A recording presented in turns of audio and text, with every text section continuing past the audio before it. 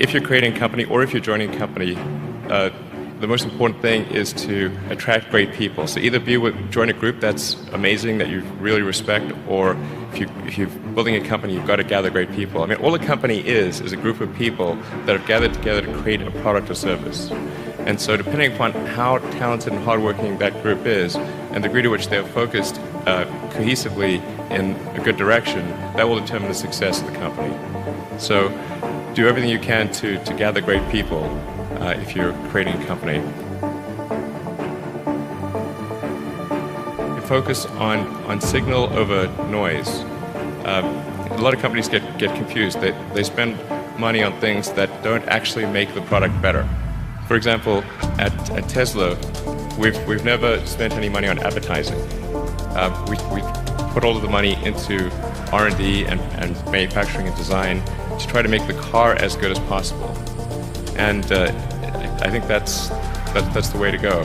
For any given company, just keep thinking about, are these efforts that people are expending, are they resulting in a better product or service? And if they're not, stop those efforts.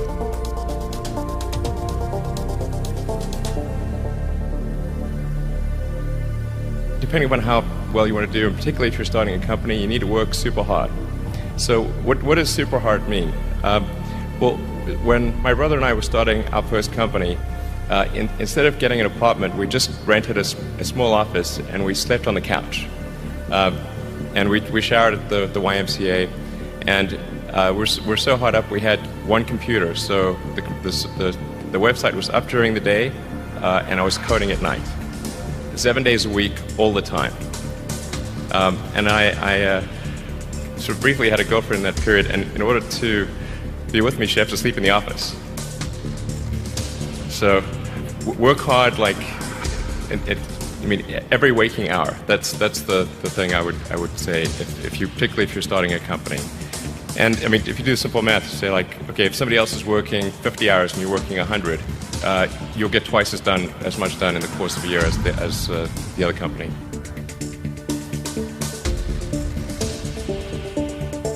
Really liking what you do, whatever area that you get into, given that, even if you're the best, there's always a chance of failure. So I think it's important that you really like whatever you're doing.